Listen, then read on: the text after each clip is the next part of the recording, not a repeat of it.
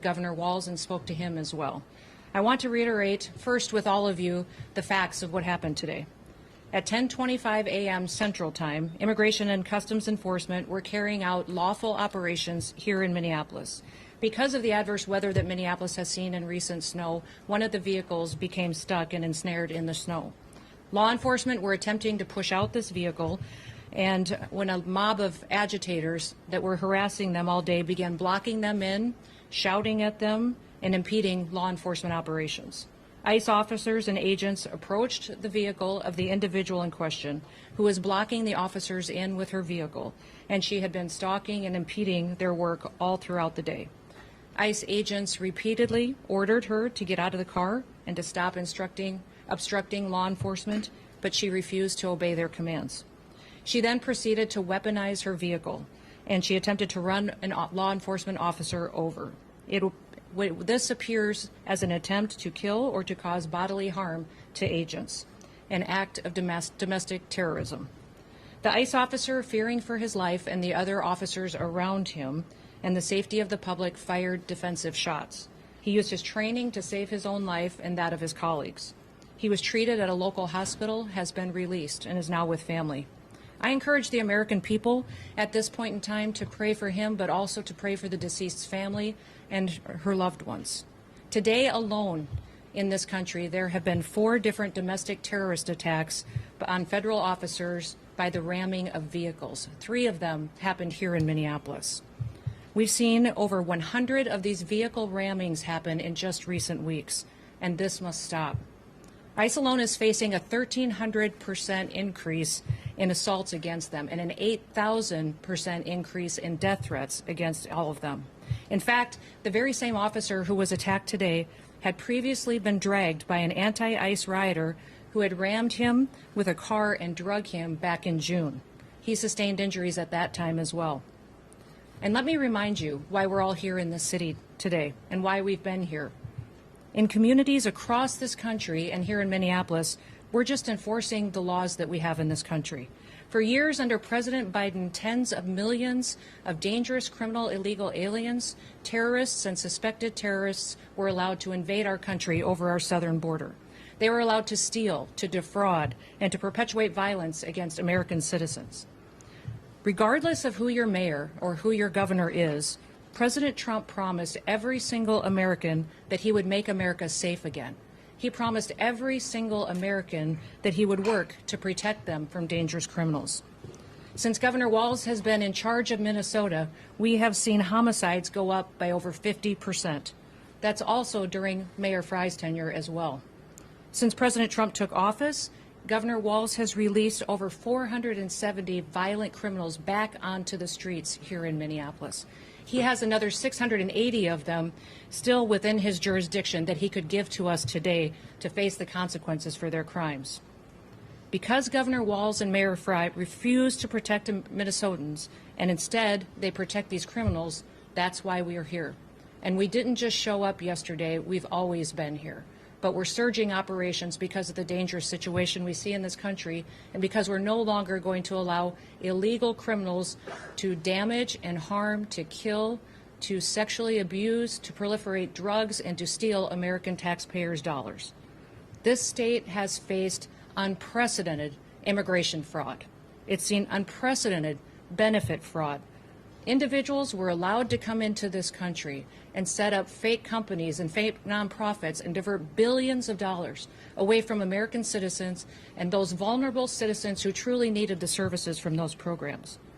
This city has burned before, and your mayor and your governor let it happen. President Trump is not going to let that happen. He and our federal law enforcement officers are here to bring peace and to bring public safety and to ensure that criminal activity is stopped and that people who perpetuate it will face consequences. Since we have been here in recent weeks, we have arrested over 1,500 criminals off of the streets. Our law enforcement has arrested murderers, known and suspected terrorists, child pedophiles, and other brutal criminals that were protected here in this city. We should all work together to protect our citizens. We should all protect the men and the women and the families who live here in Minneapolis, who live in Minnesota, and live throughout this entire country. I want to thank you for being here, and I want to thank you for focusing on the important work that our federal officers do and make sure that we're focused on the priorities of this country, and that's making sure that we're keeping people safe. With that, I'll take any questions that you may have. Secretary Noem, Mayor Fry called the claims of self-defense BS. How do you respond to that? I say that he doesn't know what he's talking about. It's very clear that this individual was harassing and impeding law enforcement operations. Our officer followed his training, did exactly what he's been taught to do in that situation, and took actions to defend himself and defend his fellow law enforcement officers. Secretary, can you expand too on the agent's injuries? The president said that he's lucky to be alive. The officer was hit by the vehicle. She hit him. He went to the hospital. A doctor did treat him. He has been released, but he's going to spend some time with his family. Can you clarify whether he was hit before or after the shots were fired? I can't, but the FBI will continue the investigation and release more facts when it's appropriate. Secretary Noem, has the agent been relieved of his duty, or can you give us any other insight? No, we're following the standard protocol procedures we do in situations like this. When there's an officer-involved shooting, we make sure that we get the facts and that we are getting the statements from everybody involved and make sure that investigators are handling the decisions. Secretary Noem, have ICE operations paused because of what happened today? No, we're still out on the streets doing our work to get dangerous criminals off of the streets of Minneapolis. Can you give us any insight into your conversation with the governor? You know, Tim and I have known each other for years. We served in Congress together. We both ran for governor the same year and have served as governor at the same times. So we were colleagues, and we discussed what happened here today. We have two very different viewpoints of it. I talked specifically about the fact that we have laws. They need to be enforced. He knows that I believe sanctuary policies have protected criminals and placed a priority of them over the citizens that live here, and he knows we'll continue to do our work, and I encouraged him to work with us. We've never had a cooperative arrangement with law enforcement here. Whenever we've done investigations, whenever we've done police work, when we've been doing what we can to bring people to justice for the crimes that they commit, we haven't had the cooperation of the state of Minnesota or the city police here under the mayor's direction. If you talk to any of these federal law enforcement officers, they'll say that when they call for backup in a situation, that it's hit and miss. They were grateful today that the police chief and local law enforcement showed up at the scene and helped secure it to make sure that nobody was harmed and that the FBI could do their work. But I would encourage them to work with us, that we could form a partnership that would make sure that individuals have the opportunity to have a safe Minneapolis. Secretary Noem, will body Over here. cameras be Do you released? stand behind the use of force, and will any of those use of force guidelines be altered or changed in the future?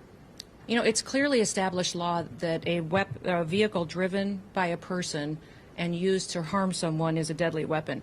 Deadly force is perfectly lawful when a threat is faced by a weapon.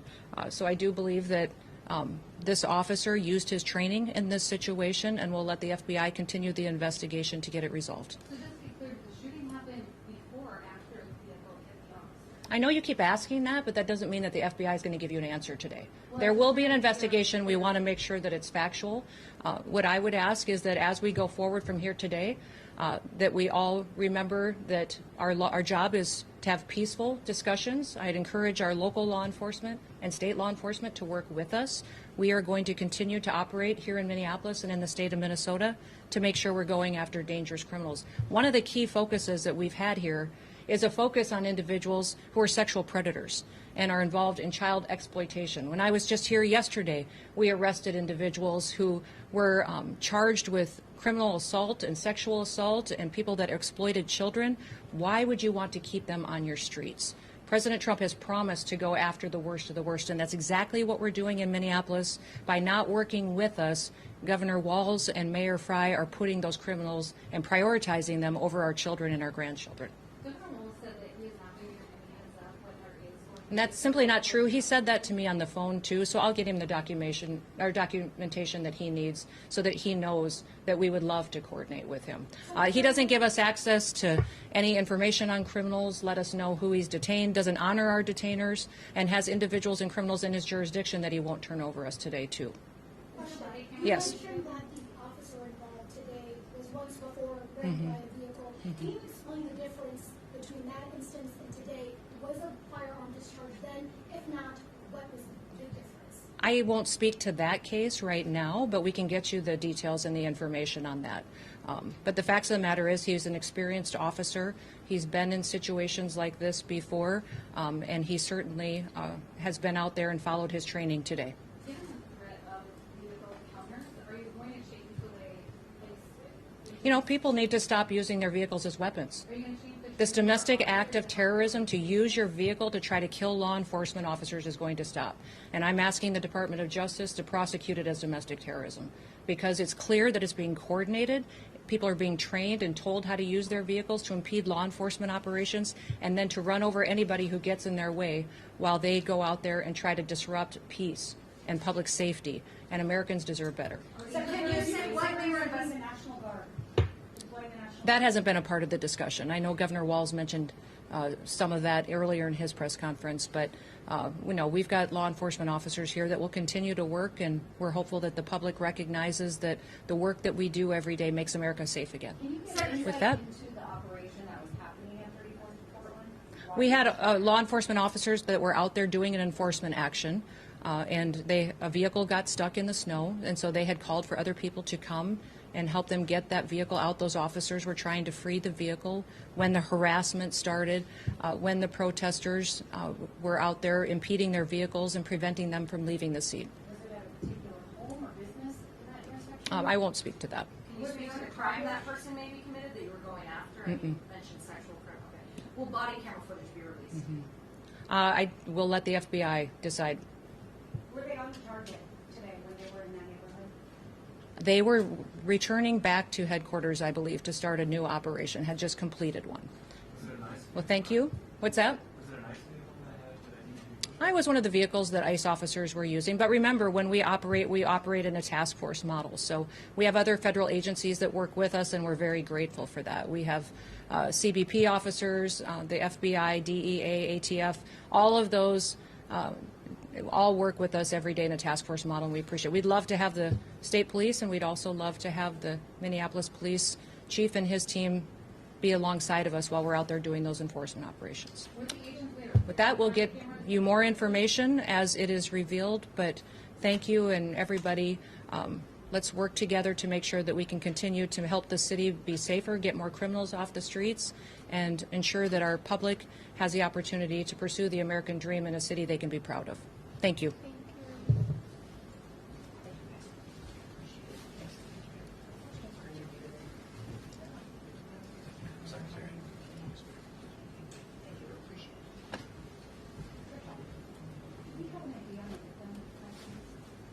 As far as name, I'm not going to get ahead of it.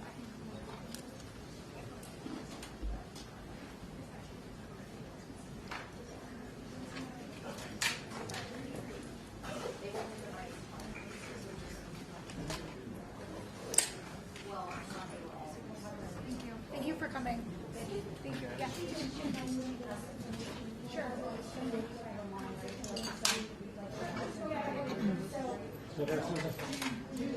Is there anybody that is not doing a live shot?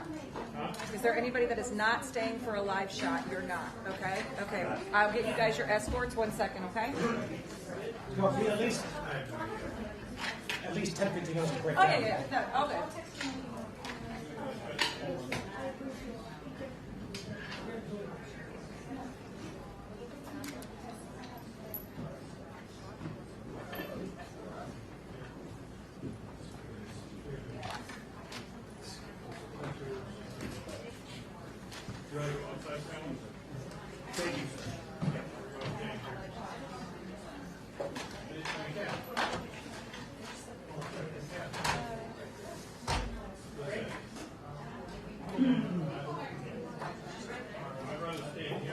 Yes, ma'am.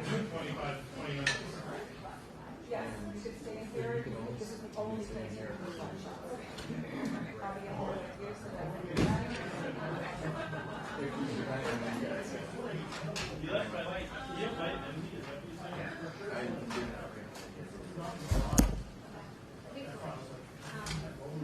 Yeah, I'm breaking down now. I guess I presume we'll figure out the parking lot. No. Yes, you got no. This is the only place. Sorry.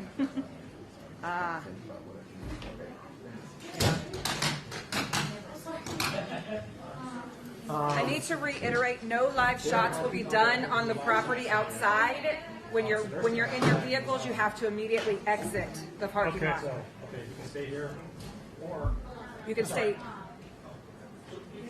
You can stay in here for live shots. You cannot do them out on the property. This is the only place you'll be escorted out, and you'll have to leave the property immediately, please. so we have to stay here, or else have to leave the property immediately.